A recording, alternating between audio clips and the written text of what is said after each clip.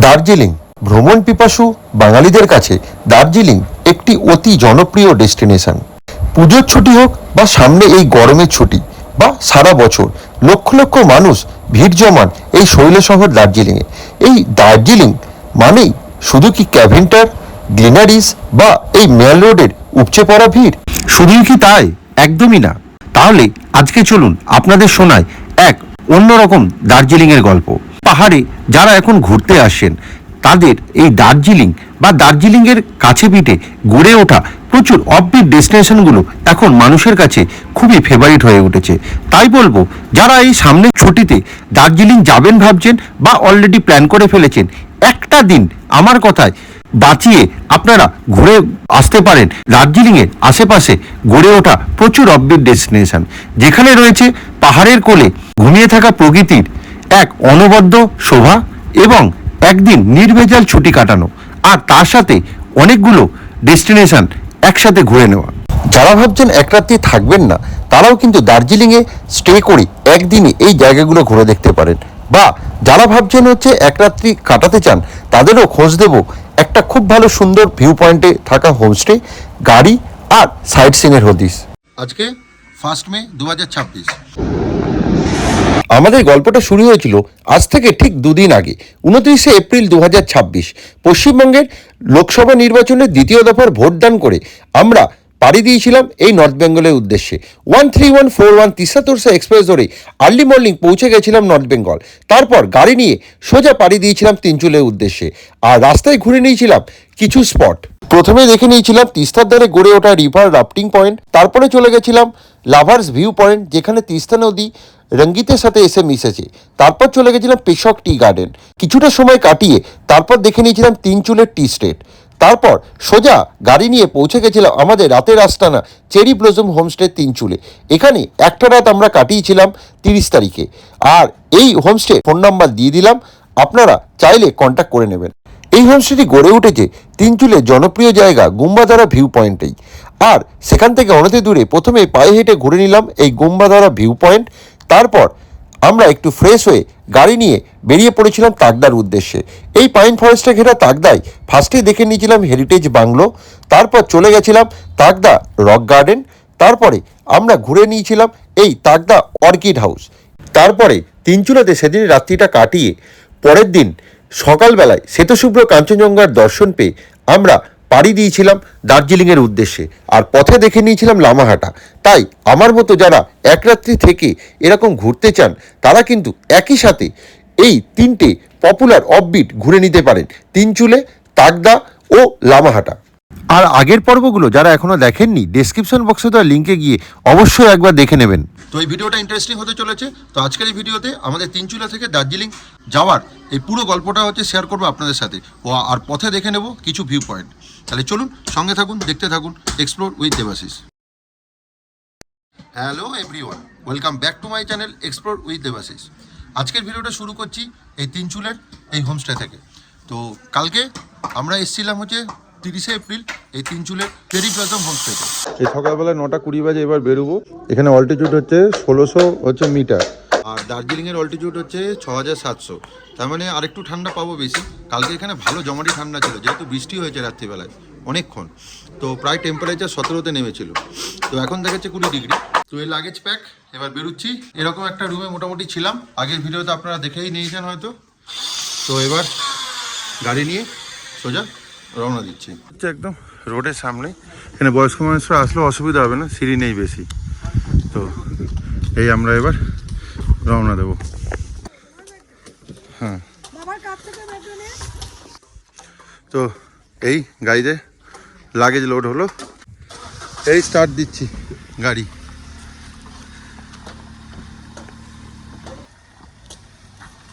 Tata. এই 9:37 বাজে এই স্টার্ট দিলাম এই আমাদের তিনচুলে থেকে টুয়ার্ডস লামাহাটা। এই সামনেই এই যে এটা গুম্বাধারা ভিউ পয়েন্ট, যেটা কালকে আমরা এসেছিলাম, ঘুরেছিলাম। ভিউটা দেখুন, দারুণ ল্যান্ডস্কেপটা, পুরো দুদিকে চা বাগান, মাঝখান দিয়ে বুক চিরে রাস্তা। এই যে জিতেন কালকে থেকে আমাদের সাথে আছে, ও ওকে একদম ফুল প্যাকেজ করে নিয়েছি আমরা 3 দিনের জন্য। তো আপনারাও আসলে এইভাবে যদি দরকার হয় গাড়ি ওর সাথে বুক করতে পারেন, বলতে পারবো নিরাশ হবেন না। খুব ভালো ছেলে, ব্যবহার খুব ভালো এবং একদম মন থেকে ঘোরায়, যা যা স্পট আছে সব ঘুরিয়ে দেবে। এখানে কন্ট্যাক্ট নাম্বার দিয়ে দিচ্ছি, দরকার হলে কন্ট্যাক্ট করে নেবেন। আর এখানে গাড়ি ভাড়া মোটামুটি পার ডে ওই সিজন টু সিজন ভ্যারি করে, ওই 3.5 থেকে 4,000 টাকা ছোটো গাড়ি পড়ে। আর বড় গাড়ি নিলে সেটারও রেট আলাদা হবে। তবে আপনাদের হোমস্টে লাগলেও কিন্তু ও ব্যবস্থা করে দিতে পারবে। ফুল গাড়ি প্লাস হোমস্টে যা লাগবে ফোন করে নেবেন, সমস্ত হচ্ছে কন্ট্যাক্ট কিন্তু ও করে দেয়, তাই তো?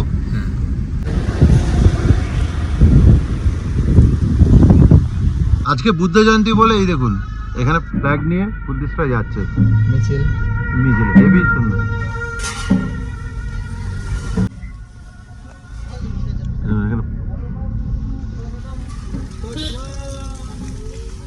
দেখুন পুরো একদম লোকাল লোকেরা এইভাবে যায়।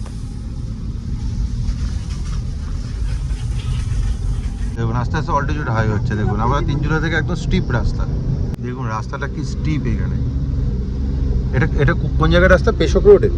হ্যাঁ, এটা লবচু বাজার। এটা লবচু বাজারে লামাহাটা এন্ট্রি নিচ্ছি। এই সময় লাগলো মিনিট 15 মতন। একদম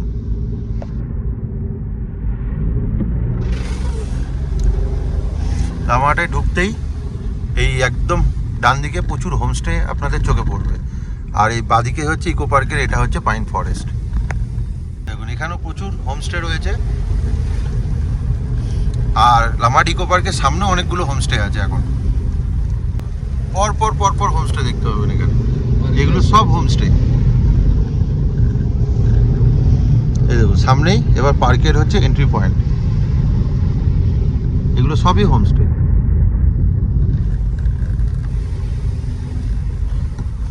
অল্প কিছু দোকানও আছে। এই হচ্ছে পার্কের এন্ট্রি পয়েন্ট।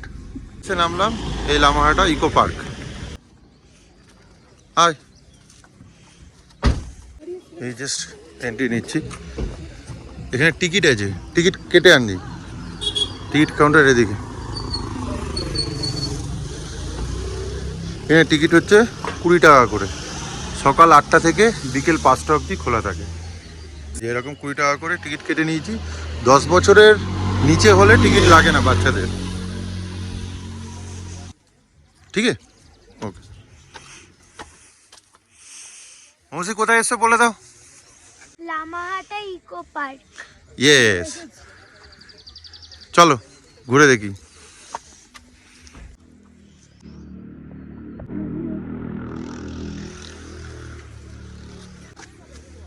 এই লামাহাটা ইকো পার্ক যেটা দেখলাম 2013 সালে মমতা ব্যানার্জি এটা ইনোগ্রেট করেছেন।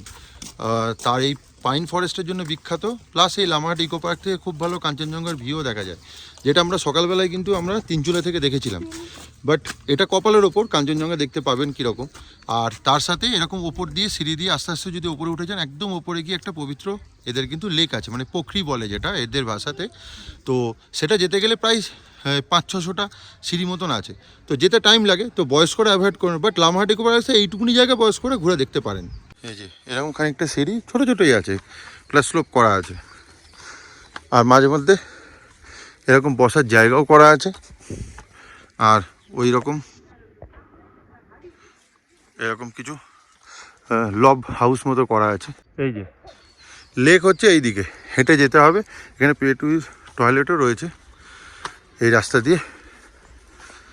পুরো সিজন ফ্লাওয়ার ফুটেছে, কি সুন্দর। এই পাইন ফরেস্ট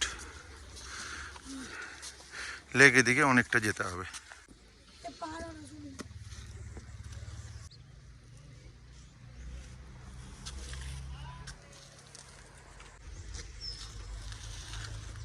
এই যে ওয়ে টু ওয়াটার বডি। এই যে এইরকম রাস্তা দিয়ে এরকম স্ট্রেট হেঁটে গেলে বলছে প্রায় 40 মিনিট। কতক্ষণ বললো? প্রায় 40 মিনিট ওপরে উঠতে লাগে। নামার সময় কম টাইম লাগবে, 10-15 মিনিট, কিন্তু অনেকটা উঁচুতে, সেই একদম টপ অবধি যেতে হবে। এই আপনাদের ঘুরিয়ে দেখালাম মোটামুটি লামাহাটা পার্ক। আমি ওয়াটার বডি অবধি যাইনি, কারণ ওটা অনেক উঁচুতে উঠতে হয়, বলছে 40 মিনিট। তো আপাতত একটু পরে বৃষ্টি নামবে, কারণ ওপরে কোনো শেড নেই আর আমার কাছে ছাতাও নেই, এই জন্য আর ওপরে গেলাম না। আর এখানে প্রচুর হোমস্টে আছে, আপনারা চাইলে এখন অনেকেই কিন্তু লামাহাটায় থাকেন। এখানে ভালো যেমন লামাহাটা লালমোহন, একদম লামাহাটা পার্কের সামনে। আমি পারলে নিচে গিয়ে দেখাচ্ছি আপনাদের হোমস্টেটা। এইটা একটা হোমস্টে, এই লামাহাটার। এই হোমস্টেটা একদম পার্কের এন্ট্রি গেটের উল্টো দিকে।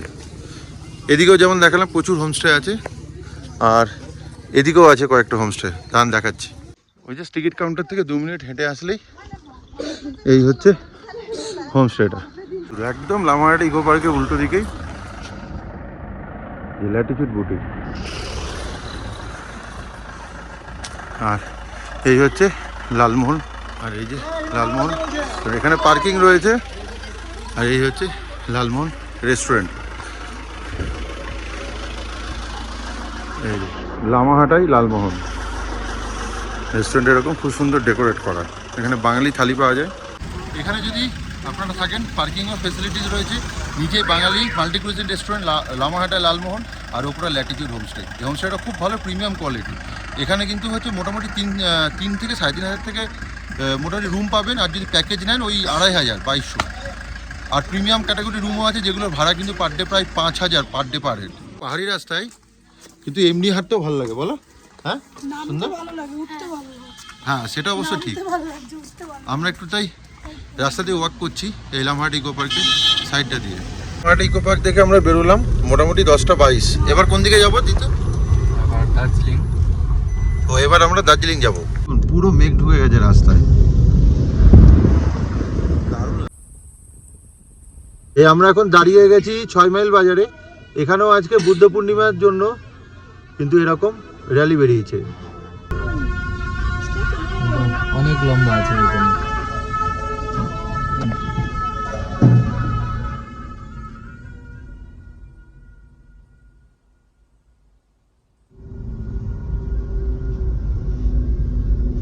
বিশাল লম্বা র্যালি বেরিয়েছে এখানে।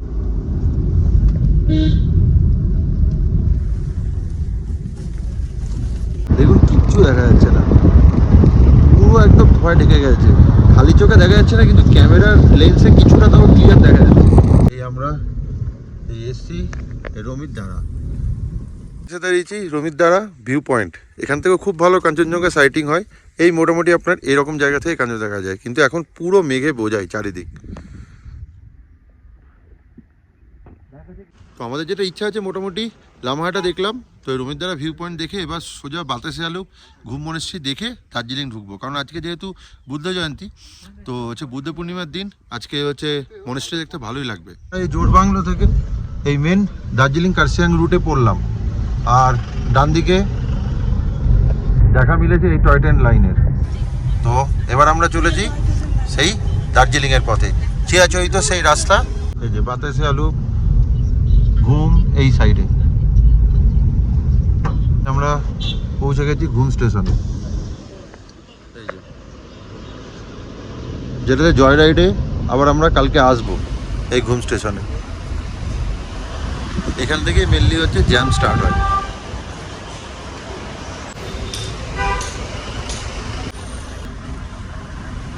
এই ঘুম স্টেশন পৌঁছে যাওয়া মানেই প্রায় দার্জিলিং পৌঁছে যাওয়া। কারণ ঘুম স্টেশন থেকে আর 1 কিলোমিটার হচ্ছে বাতাসে আলু, আর এখান থেকে দার্জিলিং হচ্ছে 5 কিলোমিটার।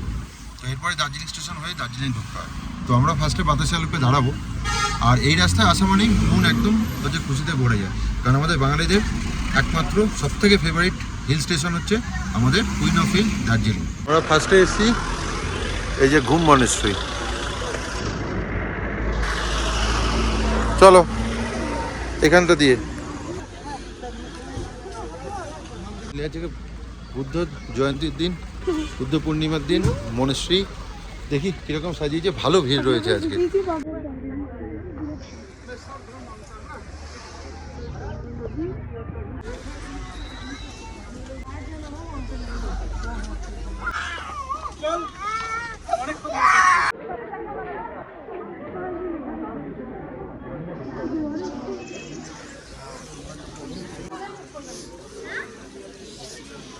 এখানটা জুতো খুলে ভেতরে ঢুকছে।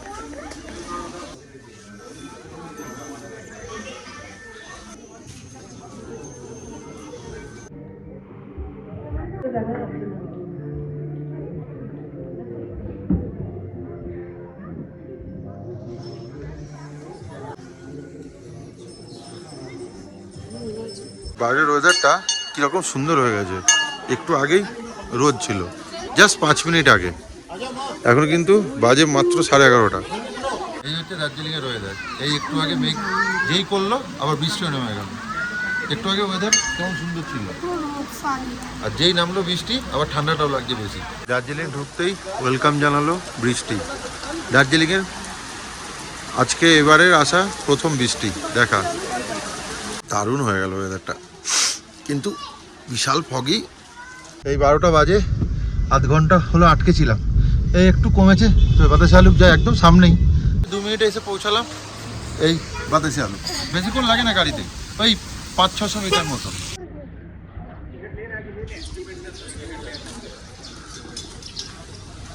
এইখানে এন্ট্রি করতে গেলে হচ্ছে টিকিট কাটতে হবে। তো এখানে সকাল 5টা থেকে সন্ধ্যে 7টা অবধি খোলা থাকে, 50 টাকা করে পার হেড করে টিকিট, 100 রুপিস করে। আর বাচ্চাদের টিকিট লাগে না 10 বছরের হচ্ছে নিচে হলে।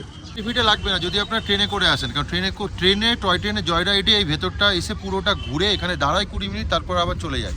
আমরাও জয় রাইড করবো কালকে, তাও এদিকে আসছিলাম যখন এখানটা একটু ঘুরে গেলাম। এই ঢুকছি, আর এই হচ্ছে ট্রেন।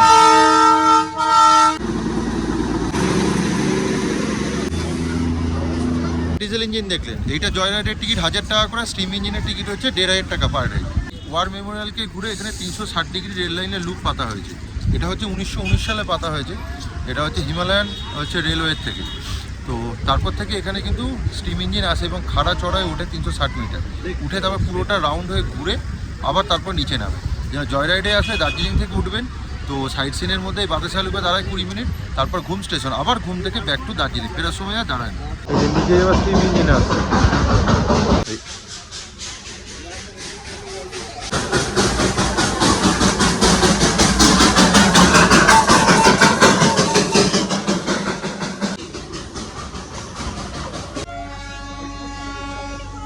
ড্রেস পরে ফটো তুলতে পারেন, 50 টাকা করে পার হেড। আর এখানে ছোটোখাটো দোকানপাটও আছে। এই একটু বৃষ্টি নেমেছিল, আবার দাঁড়িয়েছিলাম। বাতাসি আলু মেনলি সকালবেলা 3 পয়েন্টে আছে, যিনি থেকে টাইগার হিল, বাতাসি আলু আর ঘুম মনেস্ট্রি, এই মোটামুটি 3 পয়েন্ট সকালবেলায় দেখায়। ছাতা মাথায় দিয়ে একটু কিছু খেতে যাচ্ছি স্ন্যাক্স। এই সান্টা মান্টা ধাবা, এখানে আসলে মোটামুটি এটাতেই খাই। দেখি বৃষ্টি পড়ছে তো ফাঁকা থাকবে। এখানে নিয়ে নিয়েছে চিকেন মোমো, খাও। এত বড় পাশ দিয়ে ট্রেন যাচ্ছে, আর এখান দিয়ে আমার গাড়ি।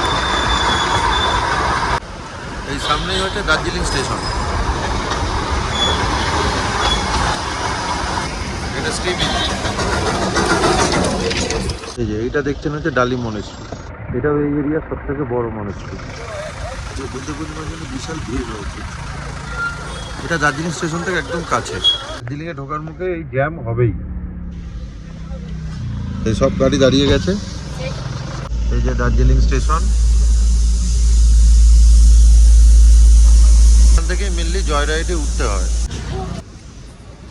এই দার্জিলিং স্টেশন ক্রস করে গেলাম, এই আমরা পৌঁছে গেলাম দার্জিলিং। এই ঢোকার মুখে জ্যাম একটু থাকবেই।